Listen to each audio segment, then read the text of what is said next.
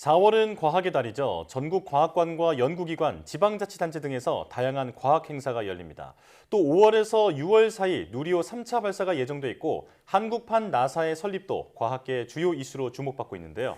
이종우 과학기술정보통신부 장관과 함께 올 봄 그리고 올해를 뜨겁게 달굴 과학 이슈에 대해 이야기 나눠보겠습니다. 장관님 어서 오세요. 네, 반갑습니다. 네, 나와주셔서 고맙습니다.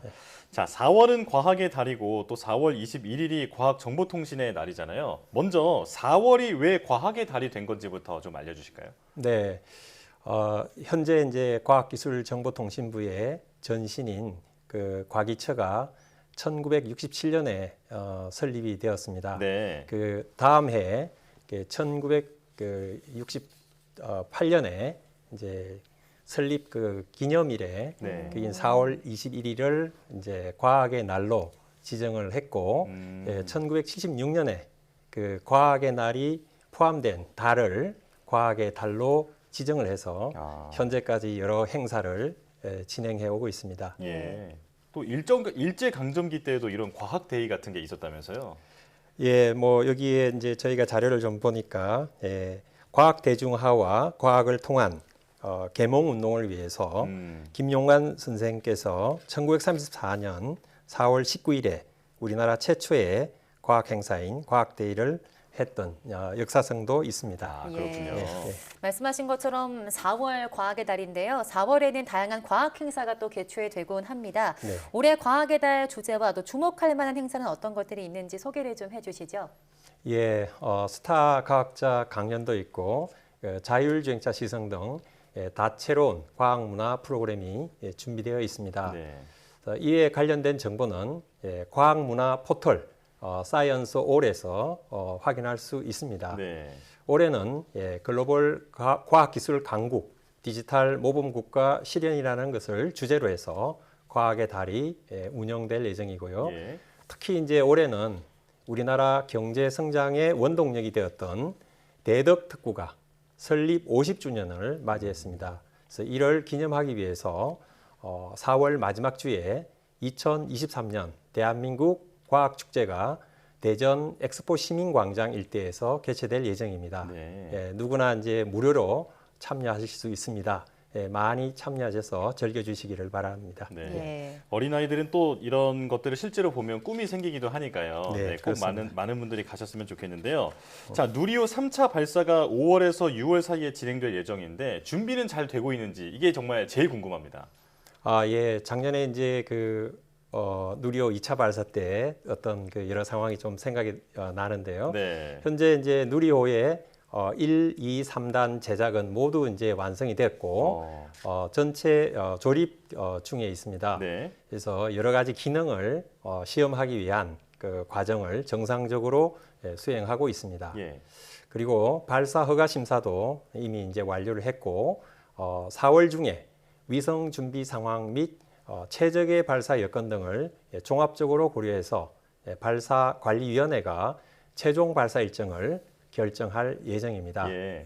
저도 이제 조만간 나로 우주센터를 직접 방문해서 준비 상황을 살펴볼 예정입니다. 네, 아마 발사 진행이 좀 과정이 잘 진행되고 있는 것 같은데요. 누리호 3차 발사는 2차 발사와 어떤 차이점이 있을까요?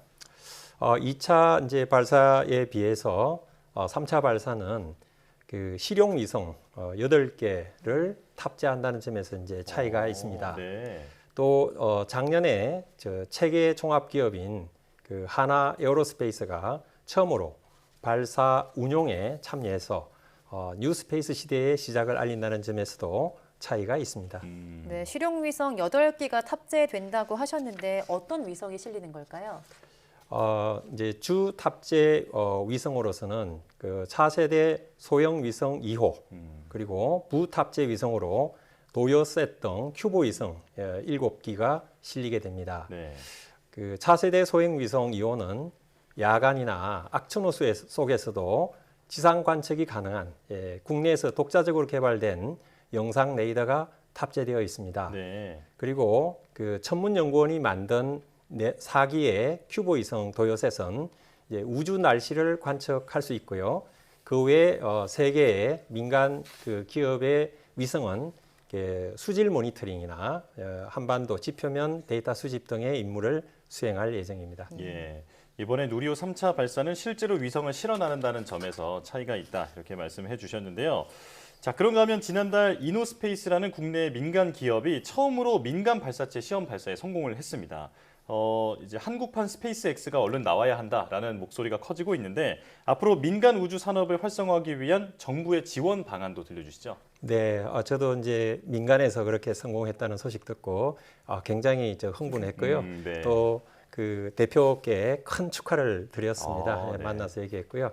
어쨌든 이제 우주에서의 또 우주 시장에서 초기 시장을 창출해야 되고 그 우주 관련 스타트업도 육성하고 또 관련 기반도 확충해야 되고요.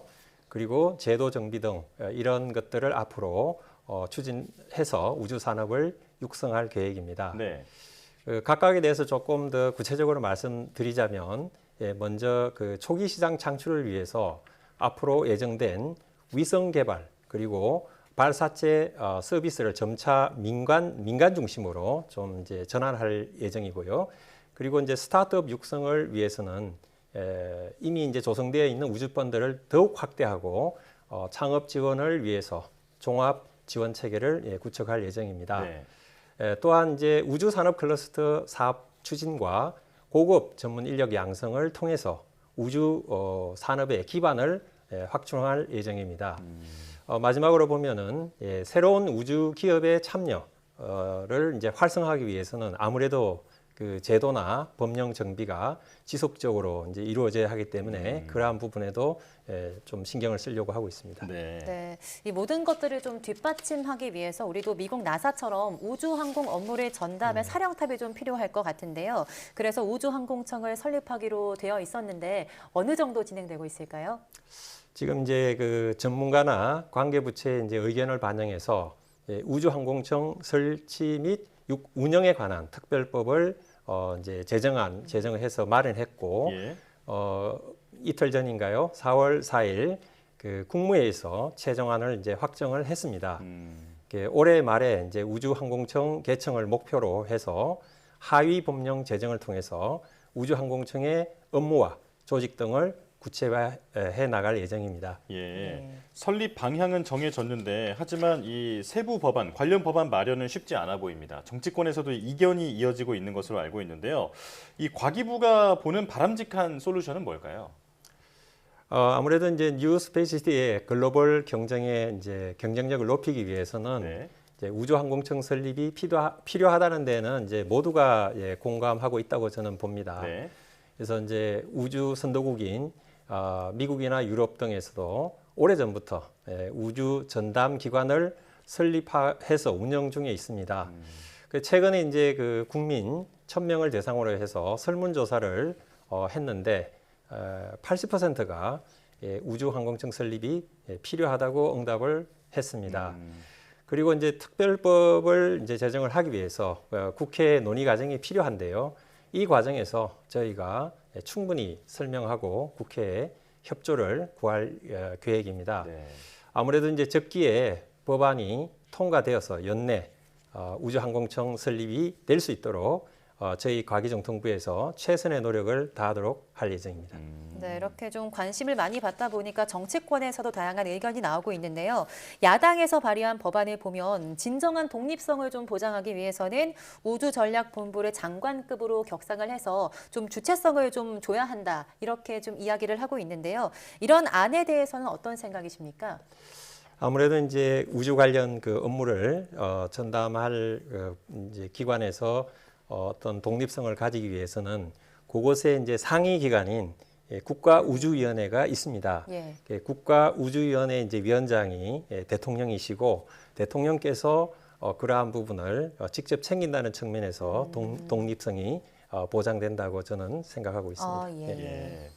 자, 그런가 하면 최근 챗 GPT가 전 세계적인 화두인데요. 산업혁명에 비견될 정도로 거스를 수 없는 흐름이라는 평가를 받고 있습니다. 자, 과기정통부는 이런 초거대 AI 관련해서 어떤 정책 방향을 가지고 있습니까? 예, 그야말로 이제 챗 GPT가 세상의 화두가 되어서 늘 이제 뉴스로 나오고 있습니다. 네. 그러니까 초거대 AI 경쟁에 대응하기 위해서는 이제 그동안 전문가 간담회도 했고요. 또 여러 가지 이제 인공지능 뭐 최고위 전략 대화를 개최해서 민간과 함께 초거대 AI 경쟁력 어떻게 향상할 건가 그 방안에 대해서 이제 논의도 해왔습니다. 네.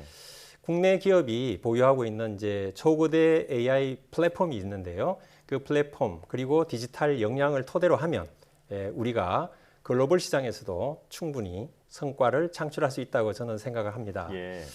이를 위해서 정부는 이제 대규모 데이터의 축적, 활용 그리고 민간 기술 관련된 기술 개발을 하고요.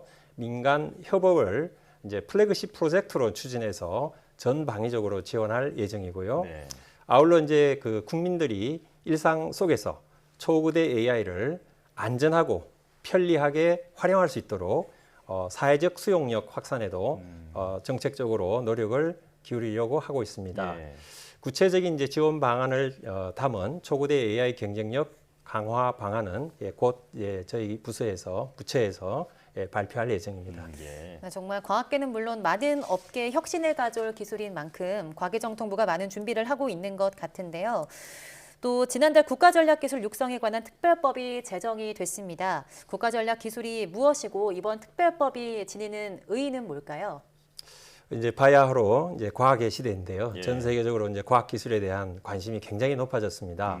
그래서 결국 이 첨단 과학 기술이 어느 한 국가의 경제와 외교 그리고 안보까지 좌우하는 어떻게 보면 이제 기술 패권 경쟁이 날로 이제 치열해지고 있는 상황이다. 이렇게 이제 보이고요. 이에 이제 작년 10월에 정부는 반도체나 인공지능, 뭐 우주 등에 대해서 국가 생존에 꼭 필요한 핵심 기술 12개를 국가 전략 기술로 선정하였습니다. 네. 올해 3월에 제정된 국가 전략 기술 육성에 관한 특별법은 중장기적 관점에서 국가 전략 기술을 안정적이고 체계적으로 지원할 수 있는 법적 근거를 제공하고 있습니다. 또 각 부처에 산재한 여러 R&D 전략을 하나로 모아서 신속하고 과감한 투자가 가능해졌습니다. 향후 5년간 약 25조 원을 투자함으로써 12대 국가 전략 기술 육성에 박차를 가할 것입니다. 네. 자, 오늘 과학의 달 주요 행사와 과기부 정책에 대해서 알아봤는데요. 장관님께서 직접 알려주셔서 아마 더 잘 이해가 됐던 시간이었던 것 같습니다. 자, 그리고 과학이 국력의 시대인 만큼 장관님 어깨가 좀 무거우실 것 같은데요. 앞으로도 좋은 행정 보여주시기를 기대하겠습니다. 네, 과학기술정보통신부 이종호 장관과 함께했습니다. 고맙습니다. 네, 감사합니다.